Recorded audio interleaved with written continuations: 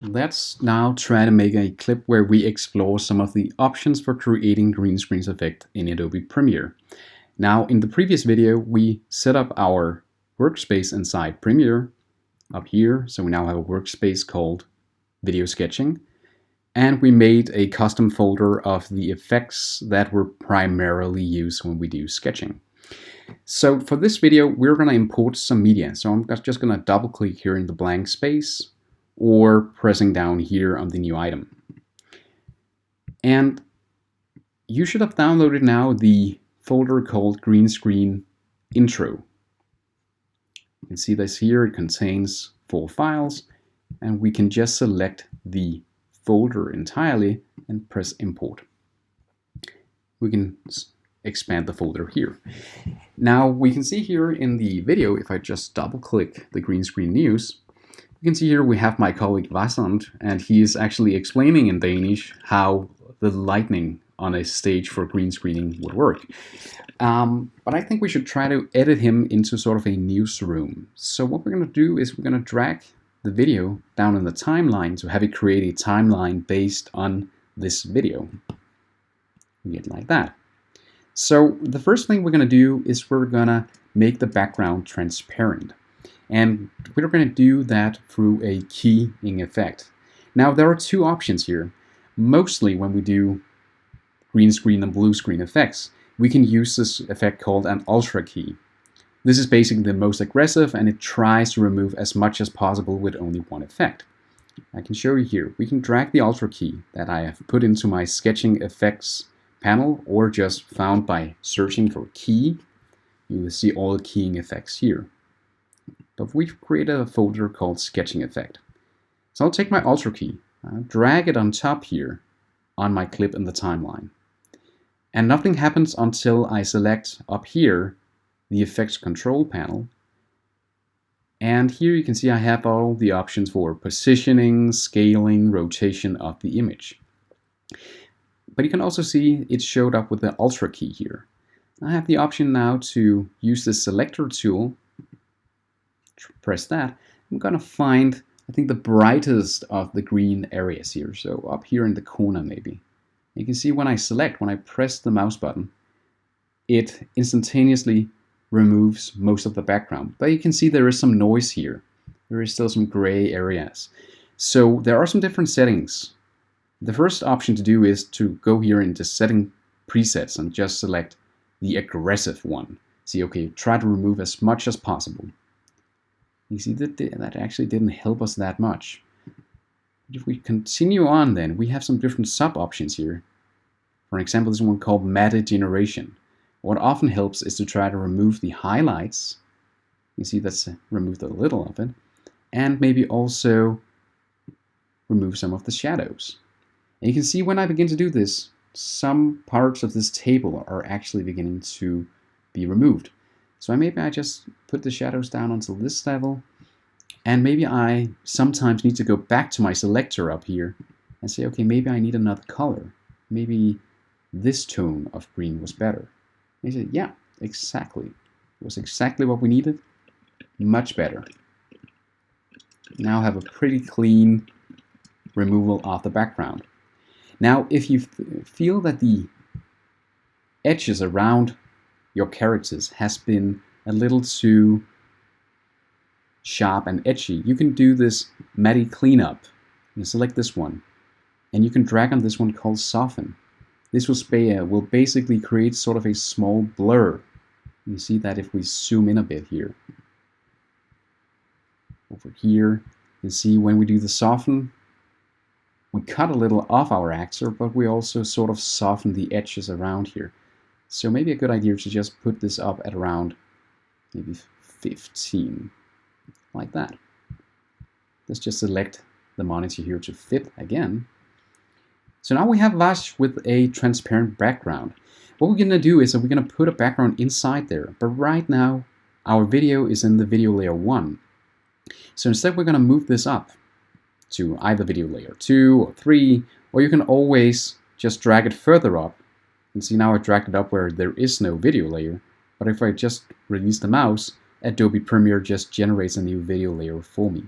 So now actually we have it way up here. So let's try to select we have this one called News Background. And you can see this is actually a clip which looks kind of like the backgrounds in the news on television. And now I can see here that my clip vash is only just below 30 seconds long. So we don't need the entirety of this clip. We can just here in the source monitor find it around the 30-second mark, and we can make a mark out, as we showed you in the basic intro. So just press this one. I can now just drag this video down in below our video clip with Vash, and you can see now we actually have some video running in the background behind Vash. And the only thing I basically need right now is either to select my background clip in the timeline, go up until effects control, and I could manually zoom, and I could reposition this one as I would like in the background, or I could just right click on this one. If you right click on it down in the timeline and find this option of scale to frame size, you can see it actually does a lot of the work for me by actually enlarging it. You can see this wasn't actually enough, so we still need to manually select something like that.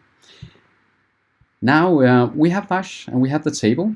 It looks rather nice, but we could of course also want to have Vash a bit more in focus of the video. So what we're going to do is that we're going to zoom a bit in on Vash instead. So now I just select the clip called Green Screen News instead and do the same thing. I'm going to zoom a bit in here and maybe press the motion, sort of reposition Vash. And we can see now that we got zoomed in that we actually have removed a little bit of his hair, has become a bit transparent.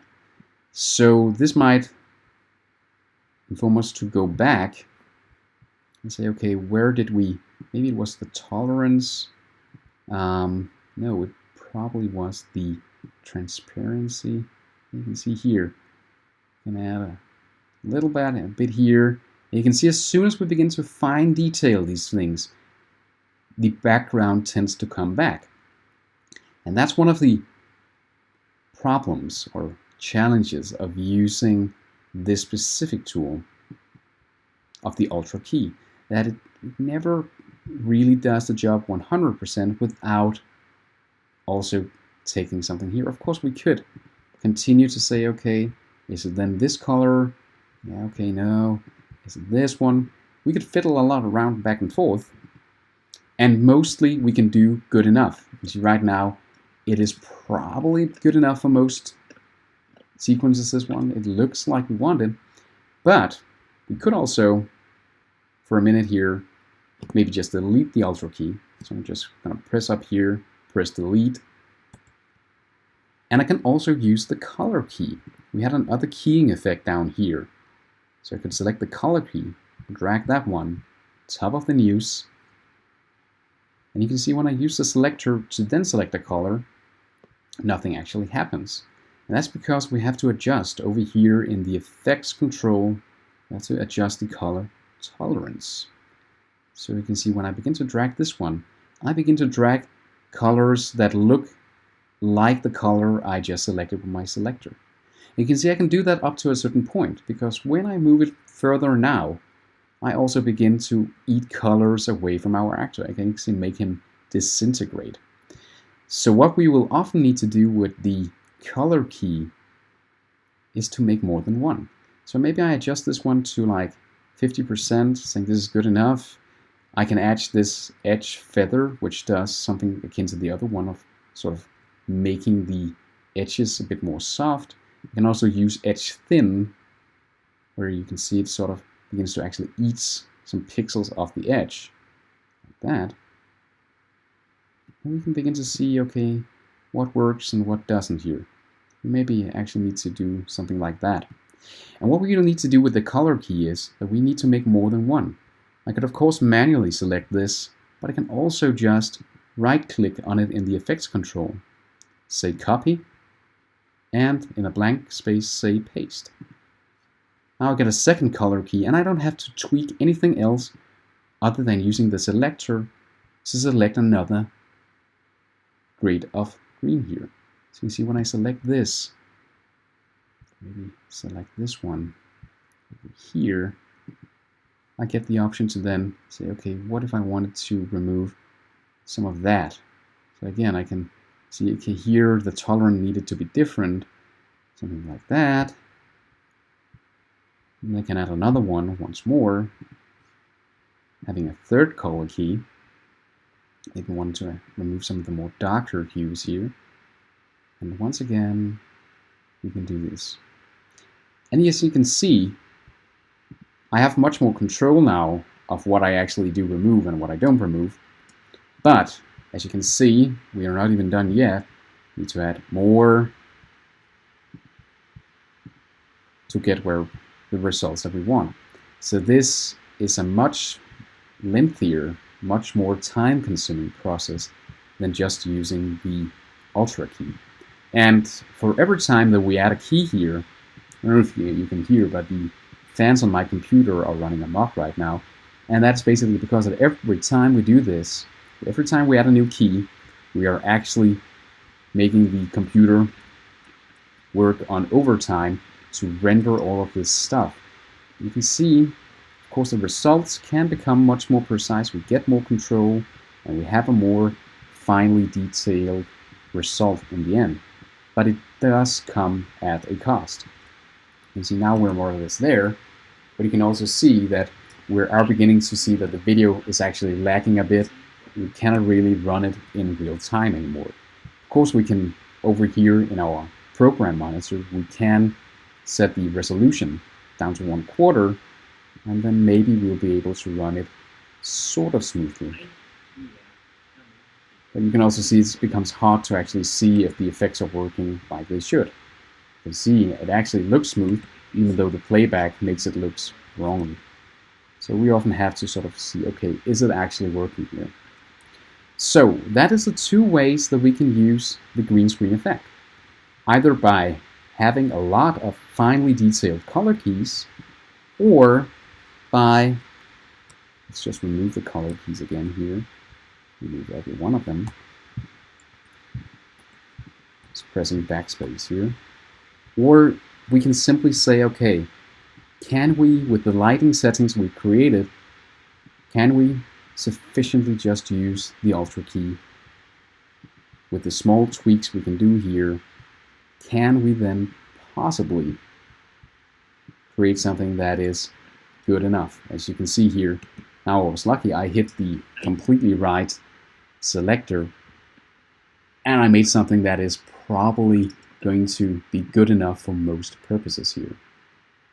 So I would often recommend use the Ultra key, apply it with the selector tool, try to find fiddle, especially with the highlights and with the shadows and with the transparency, and see by selecting different colors if you can hit some results that are good enough, because it will be much easier, much faster, and as you can see, it will run much more smoothly on most computers. We can actually run it live in full quality here.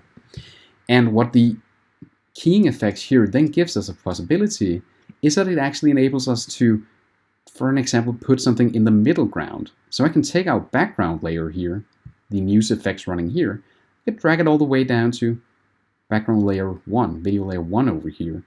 And for example, then have that every time Vash talks about something, for example, when his hand moves up here, we could show the camera lights that he's actually talking about. So I could take this image for a photo of a camera lights, I could drag this down at this space in the timeline, and you can see now it's actually in the middle ground. It is in front of the background, but still behind Vash. And by just selecting this small clip here, I can use the complete same effects as before. For example, I can drop it by using motion. I can select it up here. So we just kind of show that when he talks about something in this side, we will be able to show it. Oh, my battery is running low. We can see that he actually points up here, and then when he points up there, we can just take the second camera light and then put that down here in the second video layer. So these two images will now overlap even though they are part of the same video. So like that. So now we have something where Vash introduces himself. Hej, vi er hermed videre til, hvordan man sætter et green screen opsætning op. Man har 3 configuration,